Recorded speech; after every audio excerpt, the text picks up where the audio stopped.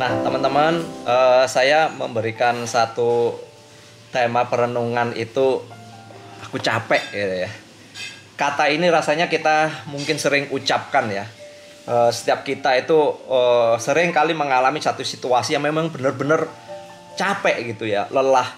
Bagi saya capek ini adalah karena begitu banyak hal yang menarik kita itu ke segala arah ya, yang membuat kita itu boleh dikatakan kehabisan energi.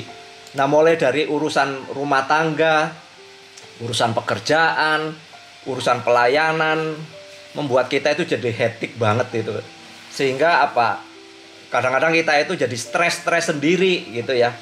Mau nggak dikerjain gimana, dikerjain juga tenaga kita sudah nggak ada. Nah, mungkin kalau kita lelah, capek, fisik itu mungkin kita masih bisa refresh sejenak ya. Misalnya pijet ataupun juga baring-baring gitu ya, ke spa, masih bisa gitu loh untuk secara fisik. Tapi kalau capeknya secara emosional, secara mental, bahkan juga capek secara spiritual. Capek secara spiritual ini adalah karena kita mungkin banyak bertanya-tanya kepada Tuhan dengan sesuatu yang kita kerjakan. Misalnya kita udah plan dengan baik, nggak maksimal. Misalnya kita sudah benar-benar udah upayain, tetapi hasilnya mengecewakan. Kadang-kadang kita itu jadi bertanya-tanya gitu loh kepada Tuhan. Kenapa gitu ya. Belum lagi urusan-urusan yang tadi saya mengatakan, mulai urusan rumah, urusan sekolah, ngurus anak. Aduh, benar-benar dah. Kalau kita boleh mengatakan, aku capek, kita harus memaklumi. Ini seringkali juga ngomong begitu. Misalnya dia ngomong, aku capek.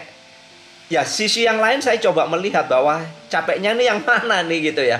Kalau dia cuma capek fisik, saya bisa pijit-pijitin gitu.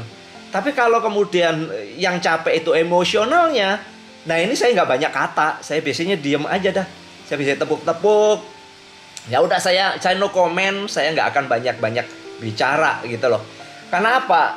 Nah, dalam keadaan capek itu seringkali kita itu lebih cenderungnya itu pikirannya negatif ya. Sulit sekali untuk berpikir positif. Bawaannya emosi itu jadi bete, bawaannya kepingin marah, emosi gitu. Susah sekali untuk menenangkan diri. Loh, padahal kita itu tahu, kita itu nyadar ya, kita itu nyadar banget bahwa aku harus tenang, aku harus keep calm gitu ya istilahnya. Ayo, harus tetap sabar. Tapi rasanya, aduh, satu kalimat itu bisa tercetus begitu ketusnya. Satu pekerjaan bisa membuat kita itu jadi uring-uringan. Ya inilah kalau kita capek. Karena apa? Ya itu tadi emosional, fisik, banyak hal yang kemudian menggerogoti kondisi kita ya. Dan celakanya ya, kalau kita lagi capek itu rasanya lebih enak gerutu ya. Lebih enak menggerutu. Ngomel itu rasanya lebih enak gitu loh ya. Apa aja diomelin dah. Itu menunjukkan bahwa kita itu capek. Tapi ada orang-orang tertentu memang capek. Iya, dia mungkin masuk kamar tidur, nggak mau diganggu sih. Tapi jarang sekali yang kita melihat begini ya. Nah, bagaimana sekarang kita itu mencoba menetralisir, meminimalkan, paling tidak meminimalkan ketika kita itu benar-benar capek banget ya. Capek, sementara kita harus melakukan sesuatu. Apa yang harus kita lakukan supaya nggak timbul lagi masalah baru, khususnya di dalam relasi kita. Nah, saya boleh mengatakan begini nih. Pada saat kita itu benar-benar capek bener, kita itu butuh waktu sejenak deh. Mungkin kalau saya boleh mengatakan, ada yang memang orang dalam beberapa jam membutuhkan dia untuk rest sebentar. Tapi ada orang yang begitu cepatnya untuk bisa lebih cepat segar. Butuh waktu bagi saya, butuh waktu untuk penyegaran, butuh waktu untuk sebuah yang namanya pembaharuan. Nah, apakah kita sedang melewati atau melalui sebuah masalah? Kita merasakan bahwa aduh nggak kuat aku rasanya ini ya. Udah rasanya gedek gitu ya dalam hati ya. Sehingga kalau kita membuat hati kita sudah seperti ini, rasanya mau mengerjakan yang lainnya itu juga jadi nggak semangat gitu loh. Ya nggak semangat. Dan terlebih lagi Kalau teman-teman di dunia kerja, tentu kita sudah bad mood begini, ya capek ya, sudah nggak bisa ngomong ya. Bawaannya pasti uring-uringan, sensi, ya nanti di jalan juga jadi sensi, gitu. Nah, saya kepengen bagiin bagaimana kita membutuhkan waktu untuk benar-benar bisa segar dan mengalami sebuah pembaharuan. Ayat yang sangat familiar ya bagi kita, tetapi saya mau tunjukkan yang menarik dari ayat ini adalah masalah konteksnya gitu loh. Nah, Yesaya 40 ayat 31 itu ngomong begini ya. Tetapi orang-orang yang menanti-nantikan Tuhan mendapat kekuatan baru. Mereka seumpama raja wali yang naik terbang dengan kekuatan sayapnya. Mereka berlari dan tidak menjadi lesu. Mereka berjalan dan tidak menjadi lelah. Saya menunjukkan ayat ini familiar. Tapi kalau kita melihat konteks dari kitab ini, khususnya bagian ini adalah kata-kata penghiburan yang ditujukan kepada umat Israel setelah, berulang kali Tuhan memperingatkan orang-orang Israel atas dosa mereka. Karena mereka melawan Tuhan, memberontak kepada Tuhan. Berulang kali melalui Nabi Yesaya memperingatkan. Kita tahu ya, Nabi Yesaya ini hidup di dalam 4 raja. 4 kerajaan, dalam arti dia mengalami raja-raja Israel sebanyak 4 orang. Yesaya sangat tahu sekali pergumulan yang terjadi dengan orang-orang Israel ini, sehingga Tuhan berulang kali menegur mereka. Kemudian pada akhirnya Tuhan akan menjatuhkan hukuman, memberitahukan hukuman. Nah, inilah sepanjang kitab ini kita melihat penghukuman Tuhan itu diberikan khususnya kepada Yehuda. Ini sangat menyakitkan karena hukuman itu diberikan oleh Tuhan melalui bangsa yang sangat mereka benci. Dan pada waktu itu sedang memiliki kekuatan yang luar biasa. Tuhan memakai bangsa kafir untuk menjatuhkan mereka. Ini sebuah penghinaan gitu loh. Nah, tetapi di tengah-tengah ketakutan mereka, di tengah-tengah ini ajakan untuk bertobat itu masih ada. Tapi kalau kita melihat di dalam perjalanan selanjutnya, mereka tetap keras kepala. Nah, di tengah-tengah berita inilah ada berita penghiburan. Berita penghiburan itu kalau sepanjang kita membaca Yesaya, menariknya itu nanti ada janji Mesias. Ya, begitu kentalnya kitab ini berbicara tentang kedatangan Mesias. Tapi saya mau menunjukkan kepada kita bahwa ketika ayat ini dinyatakan, sesungguhnya menjadi sebuah penghiburan buat mereka. Apa itu? Di sana kita akan melihat bagaimana fokusnya adalah tentang Allah yang penuh kasih itu. Allah yang penuh kasih karunia itu. Allah yang selalu menyayangi ketika umatnya ini keras kepala bandel. Ketika mereka dalam keadaan penderitaan mengeluh, kesakitan dalam arti akibat hukuman, kasih karunia Allah itu nyata. Lihat Allahnya. Dikatakan di sana juga kita bisa melihat Allah adalah satu-satunya sumber penghiburan bagi mereka. Karena mereka nggak akan pernah dapatkan di tempat lain. Dan yang luar biasa adalah Allah itu konsisten dengan janjinya. Dari awal Allah berbicara kepada orang-orang Israel, kalau mereka taat, bagaimana mereka kemudian menikmati berkat-berkat Tuhan. Tetapi ketika mereka menyimpang melawan Allah, maka hajaran Allah itu akan dinyatakan kepada mereka. Allah konsisten. Dan di dalam bagian ini pun janji ini diberikan, itu juga konsisten di tengah-tengah mereka pada saat itu sedang galoknya minta ampun. Bayangkan saja ketika hukuman itu didengar oleh mereka dan mereka udah tahu dari sejarah bagaimana Allah adalah Allah yang memegang janjinya. Wah, kata-kata ini adalah kata-kata yang sangat menghiburkan. Teman-teman, ayat ini juga berlaku buat kita. Saya yakin kita itu punya ya passion yang luar biasa untuk pelayanan, mengerjakan itu dengan all out. Tapi pernah nggak teman-teman mengalami yang namanya burnout ya? Benar-benar rasanya jenuh, rasanya benar-benar capek. Tapi capeknya nggak tahu ini bukan capek fisik gitu loh ya. Yang saya maksudkan kalau capek fisik kita bisa ke spa ya, kita bisa pijat, relaksasi, masih bisa. Tapi kalau capeknya capek mental, capek emosional, bahkan capek spiritual, walaupun kita juga mengerjakan namanya pelayanan Tuhan. Nah ini loh teman-teman, janji firman Tuhan ini kiranya juga boleh menopang kita. Ya, saya menyadari kita nggak seperti orang Israel yang keras kepala. Tapi seringkali pada waktu seperti ini kita melupakan Allah. Kita tidak menempatkan Allah di dalam porsinya. Fokusnya kepada saya, dan saya. Dan disinilah dalam kelemahan kita, tetaplah memandang Allah sebagai satu sumber kekuatan dulu. Ini fokusnya bukan kita, Allah yang kita layani karena kita dipanggil sudah menjadi milik kepunyaannya. Allah menjadi sumber kesegaran bagi kita. Allah menjadi sumber hikmat ketika kita sudah burn out benar-benar. Agar kita bisa melangkah dan saya tuliskan di sini, berani mengambil langkah-langkah atau keputusan yang paling penting. Teman-teman, kan kita tahu ya, dalam keadaan kita terpuruk, dalam keadaan kita lagi down, itu adalah sesuatu yang harus kita lakukan. Kita nggak boleh ngambil keputusan-keputusan penting saat kita lagi bimbang, lagi goncang, lagi banyak masalah. Sulit. Tapi kalau saya melihat, memperhatikan, ketika kita mengarahkan diri kepada Tuhan, tenang, membutuhkan waktu. Tadi saya mengatakan, membutuhkan waktu untuk kesegaran, membutuhkan waktu untuk pembaharuan. Di dalam ketenangan inilah kita meminta pertolongan Tuhan sebagai sumber hikmat. Sehingga langkah keputusan yang harus kita ambil cepat, akhirnya kita benar-benar bersandar kepada hikmat Tuhan.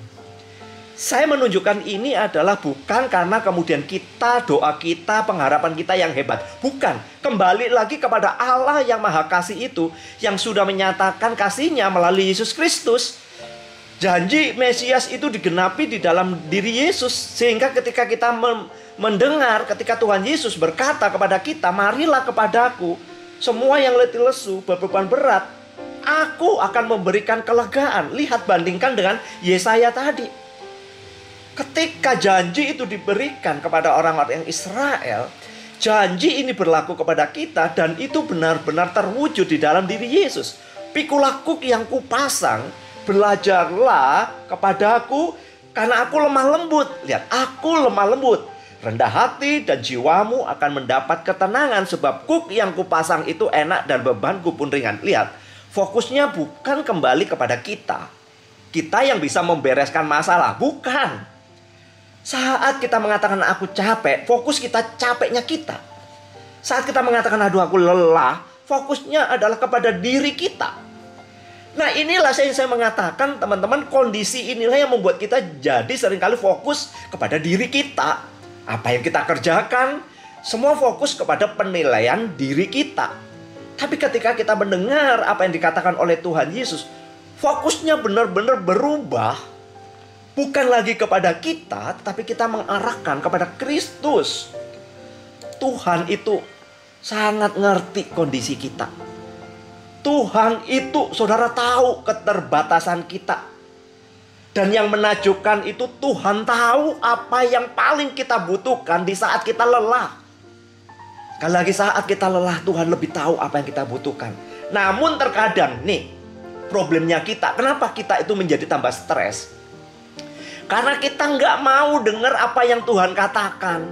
Karena kita terlalu lelah untuk mendengarkan dan memperhatikan firman Tuhan. Nah, ini loh problemnya kita. Saya dan saudara, saya mengalami juga. Karena saya tahu firman Tuhan, saya melayani.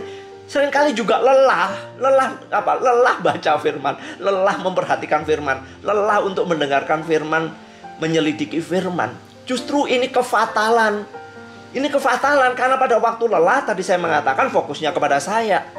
Padahal Tuhan mengatakan mari kepadaku. Mari datang kepadaku. Aku ini lemah lembut, pikulku yang kuberikan.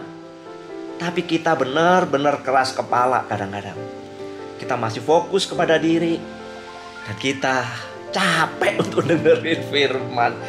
Ini yang bahaya. Makanya lelahnya bukan hanya fisik, bukan hanya emosional, tetapi juga lelah secara spiritual. Kalau udah lelah spiritual, wah, ini yang perlu benar-benar kita banyak waktu lagi ya untuk bergumul untuk masalah ini. Banyak orang yang kemudian mundur pelayanan, banyak orang yang kemudian mundur dari hal-hal rohani dan lain sebagainya.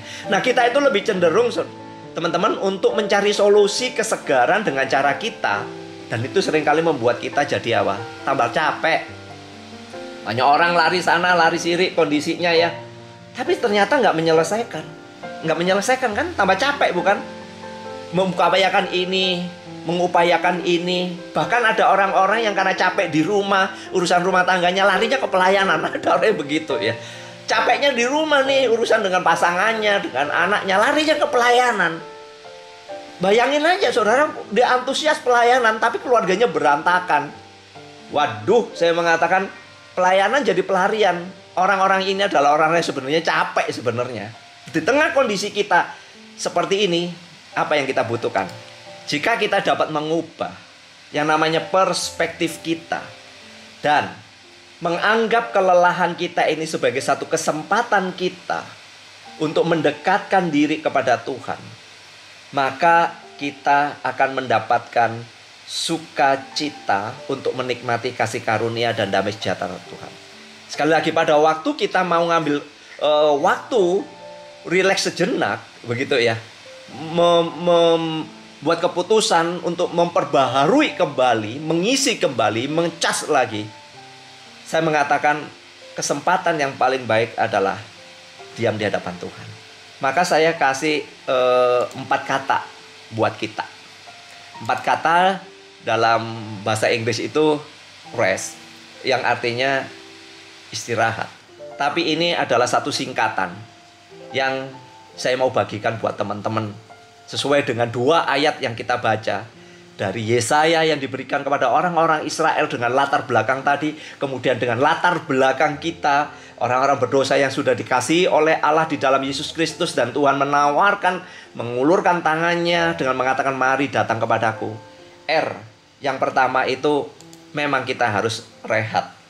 Rehat di dalam arti ini istirahat sejenak. Arti kata rehat itu bukan berhenti ya, bukan diam kemudian nggak melakukan apa-apa, bukan itu. Bahasa rehat definisinya itu diam sejenak sebelum melanjutkan perjalanan. Itu namanya rehat. Kalau kita ngetol, kita rehat di rest area, seperti itu ya. Nah, apa yang kita perlukan di dalam saat rehat? Kita perlu menenangkan diri, mengambil waktu dari berbagai aktivitas yang padat kita. Diam sejenak aja.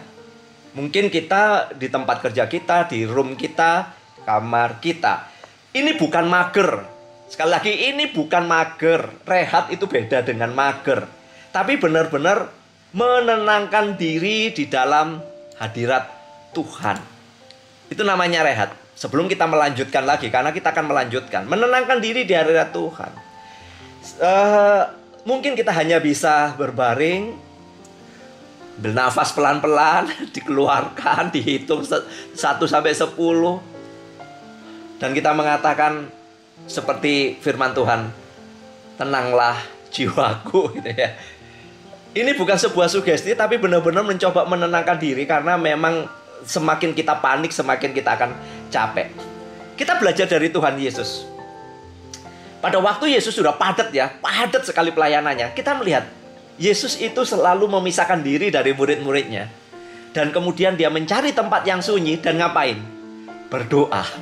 Itu yang dilakukan oleh Yesus. Berulang kali Yesus melakukan seperti itu. Karena apa? Dia juga butuh rehat. Rehat bukan berarti mager. Rehat bukan berarti diam. Tapi Yesus kemudian mempersiapkan diri untuk masuk kepada pelayanan yang lebih lagi. Itu yang dilakukan oleh Yesus. Bahkan pada waktu Yesus setelah melayani begitu banyak, mengajak muridnya untuk menyeberang danau kan. Tapi kemudian kita melihat Yesus tidur di buritan kapal itu. Tidur. Sampai kemudian muridnya membangunkan karena ada angin badai. Yesus dibangunkan. Dan Yesus berkata kepada mereka setelah meneduhkan badai itu, Yesus berkata, kenapa kamu kurang percaya? Yesus rehat loh. Karena apa? Konteks berikutnya kalau kita melihat ada pelayanan yang besar yang dilakukan oleh Yesus. Teman-teman, saya tahu kita semangat untuk melayani. Tapi kalau kita udah capek, sudah mulai burn out, teman-teman, yuk belajar untuk rest. Dalam arti rehat sejenak ini adalah menenangkan diri. Biarlah kita belajar untuk melihat kembali janji-janji firman Tuhan yang sesungguhnya itu memberikan kekuatan kepada kita, memberikan kesegaran di dalam hati pikiran kita. Karena kita itu begitu lelahnya, begitu khawatirnya. Firman Tuhan itu tiba-tiba bisa ngomong begitu banyak ya.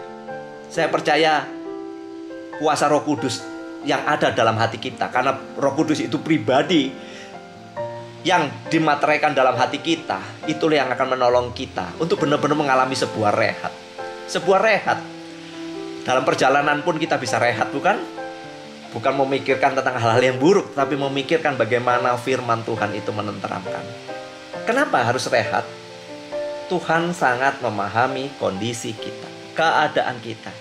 Hatinya Tuhan itu sedang tertuju kepada kita. Itulah fokusnya kepada Allah. Jadi bukan diri kita. Lihatlah Allah yang hatinya selalu tertuju kepada kita. Yang kedua, E-nya itu evaluasi. Bagi saya setelah rehat, kita juga butuh yang namanya evaluasi. Apa yang dilakukan dalam evaluasi? Evaluasi artinya kita mengevaluasi diri, menata diri, menyusun ulang rencana-rencana dan agenda yang lebih baik lagi. Sekali lagi, ketika kita sudah capek banget, itu krodit ya, milahnya susah. Ketika kita sudah rehat, kemudian kita belajar evaluasi diri. What's wrong? Apa yang salah? What's next? Apa yang kemudian akan kita lakukan? Kita belajar untuk menyusun kembali. Lihat ya tadi ya di dalam Yesaya ya, firman Tuhan mengatakan mereka berlari tidak menjadi lelah. Mereka berjalan, lihat ya, naik dengan terbang. Lalu kemudian kalimatnya diturunkan, berlari. Tapi kemudian diturunkan kembali menjadi mereka berjalan. Lihat nih, bukan semakin naik, tapi turun. Ketika dia turun berjalan, di sanalah kita akan mendapatkan damai sejahtera Allah.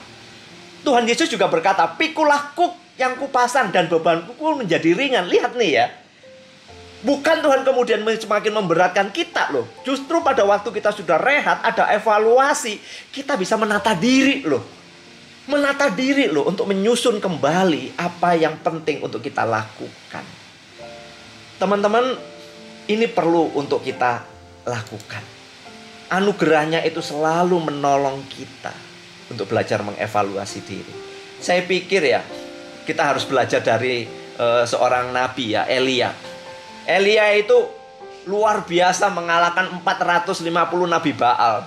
Tapi begitu diancam oleh si Isabel, dia kacau, dia lari, dia stres. Dia kemudian ngeluh sama Tuhan, capek Tuhan, cuma aku seorang diri yang ngelakuin ini. Dan Tuhan langsung tegur, bukan kamu seorang diri ya, masih banyak orang, masih banyak orang.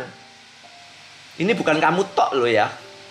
Tapi saya mengatakan Tuhan itu Tuhan yang penuh kasih. Karena fokusnya Tuhan, Tuhan masih pelihara, dikasih makan, dipeliharalah Elia dengan burung gagak. Bahkan pada saat dia berada di dalam goa, Tuhan menunjukkan kebesaran dan kemurahannya. Disitulah Elia mengalami rehat bersama dengan Tuhan. Dia mengevaluasi. Setelah melihat kemuliaan Tuhan, dalam evaluasi ini, lihatlah. Kalau teman-teman membaca di dalam 1 Raja-Raja 19 ya, 1 Raja-Raja 19, perhatikan ayat yang terakhir, yaitu ayat yang ke-18, teman-teman. Perhatikan di sana. Tuhan memerintahkan Elia untuk mengurapi ada pekerjaan besar lagi. Bukan sekedar ngalahin 450 nabi Baal. Bukan saja mengesampingkan, gak usah mikirin Isabel, gak usah. Tapi Tuhan kasih yang lebih gede, ngurapi raja selanjutnya. Lihat itu luar biasa aja Tuhan ya. Jadi hasil rehat menghasilkan sebuah evaluasi untuk do something lebih besar. Lebih besar dalam arti apa? Lihat ya, terbang, lalu kemudian berlari, berjalan.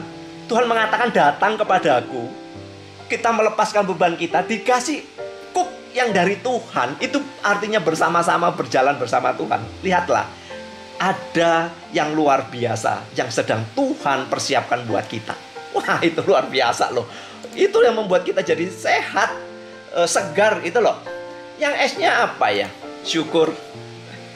Dalam keadaan lelah, capek, ini paling sulit untuk bersyukur. Tapi firman Tuhan selalu ngajain kita untuk bersyukur, nyanyi syukur, ucapan syukur. Karena kita bersyukur, karena apa? Karena Allah peduli kepada kita. Lihat fokusnya Allah yang peduli, Allah yang maha kuasa, Allah yang berdaulat, Allah yang memegang kendali. Saudara, Allah yang tetap tahu dan mengerti kondisi kita, itulah nyanyian syukur kita. Pada waktu kita capek, lihatlah kebaikan-kebaikan Tuhan yang sudah diberikan kepada kita. Sekalipun jalan kita terasa gelap yang kita lalui, bukankah kita juga melihat bagaimana Tuhan memberikan sinar terang pertolongan untuk waktu-waktu lampau, sehingga menjadi tugu-tugu peringatan di dalam kehidupan kita. Itu nyanyian syukur. Pada waktu kita capek hari ini, kita mengatakan, waduh Tuhan, ini padat sekali pelayanan. Kita flashback, kemarin pelayanan banyak. Kamu kuat, kamu bisa karena apa? Karena aku, kata Tuhan. Itu menjadi sebuah nyanyian syukur. Aduh, terima kasih ya Tuhan. Aku capek begini, tapi aku melihat bagaimana namamu dipermuliakan, namamu ditinggikan, banyak orang mengenal Engkau. Itu menjadi nyanyian syukur. Teman-teman, pertolongan Tuhan itu amazing. Pertolongan Tuhan itu selalu ajaib. Penghiburan Tuhan itu selalu memberikan kesegaran pada saat kita mengalami sebuah kelelahan. Cara Tuhan itu, saya mengatakan, benar-benar luar biasa. Nah, kalau kita bisa menyanyikan ini, lihat ya, rehat, diam sejenak. Kita bisa mengevaluasi. Setelah mengevaluasi apa yang terjadi, lihatlah kebaikan Tuhan, bukan kebaikan kita. Bukan. Kebaikan-kebaikan Tuhan. Dan setelah kita tahu itu semua, maka yang terakhir adalah Tuhan menjadi kekuatan untuk kita melangkah selanjutnya. Kan tadi saya mengatakan capek. Capek karena apa? Kita juga capek dengerin firman Tuhan kadang-kadang gitu loh. Nah, sekarang kita balikin lagi, karena ini menjadi poin pentingnya. Kita istirahat, kita evaluasi, kita bersyukur. Tapi kalau Tuhan tidak menjadi kekuatan kita, ya percuma. Tuhan tetap harus menjadi fokus pelayanan kita. Tuhan akan menyiapkan ke orang-orang yang akan menolong kita. Tuhan akan menyiapkan ke orang-orang yang akan menjadi partner kita di dalam mengerjakan. Seberat apapun yang saat ini kita alami, secapek apapun yang sedang kita alami pada saat ini, ingat teman-teman, sedalam itulah kasih Tuhan untuk menyembuhkan kita dan menyegarkan kita. Apa yang sedang kita perlukan, Tuhan itu jauh lebih tahu. Jadi mari belajar untuk rest, rehat, evaluasi, syukuri. Tuhan harus menjadi center point-nya. Jadi kesimpulannya seperti ini. Pertama, in the midst of the worst of time, we can experience the blessing and favor of the Lord. Di tengah-tengah masa terburuk kita, lelah kelelahan kita, kita itu dapat mengalami berkat dan perkenanan Tuhan. Itulah pada saat kita lelah, capek, kenapa harus rest. Pada saat kita rest, itulah kita dapat berkat dan perkenanan Tuhan. Yang kedua, di dalam perspektif Injil, kelelahan yang kita alami itu bukan tanpa tujuan sebetulnya. Kelelahan itu sesungguhnya mengingatkan kita, menyadarkan kita tentang keterbatasan kita. Tetapi jauh lebih penting adalah di dalam kelelahan kita itu menumbuhkan iman kita untuk dapat melayani dan menjadi berkat bagi orang lain. Aneh memang cara Tuhan bekerja. Kita pelayanan begitu capek, dapat rest, Tuhan kasih kepercayaan untuk melayani yang lain. Itu misteri ilahi, kalau saya boleh mengatakan. Itu cara kerjanya Tuhan. Jadi kalau kita capek, apapun dalam rumah tangga kita, pekerjaan kita, jangan menyerah. Tapi Tuhan sedang mempersiapkan sesuatu untuk pekerjaan Tuhan, bukan untuk kita. Fokusnya bukan kita lagi, Tuhan fokusnya. Tiga, obat untuk keletihan kita itu bukan untuk menelan emosi kita. Kadang-kadang orang itu sih, udah ditelan, itu tambah capek. Menyibukkan diri, menghindari masalah, tambah bermasalah. Capek, kalau kita dengan cara kita, pasti akan punya masalah baru. Sebaliknya, pada waktu kita capek, perlu rest. Restnya di mana? Letakkan itu di kaki salib Tuhan. Letakkan itu di kaki salib Tuhan. Tenang sejenak. Kita hanya butuh waktu sejenak untuk benar-benar menikmati. Terakhir, rasa lelah yang teman-teman rasakan hari ini, sebenarnya itu bisa menjadi satu kekuatan yang kita rasakan untuk esok hari. Ya, hari ini kalau kita benar capek ya. Saya juga sering mengatakan capek banget ya. Tapi ketika saya rest tadi, saya mendapatkan sebuah kekuatan baru kembali. untuk do something, melakukan sesuatu yang Tuhan percayakan. Saya ngajak kita untuk berdoa sebentar.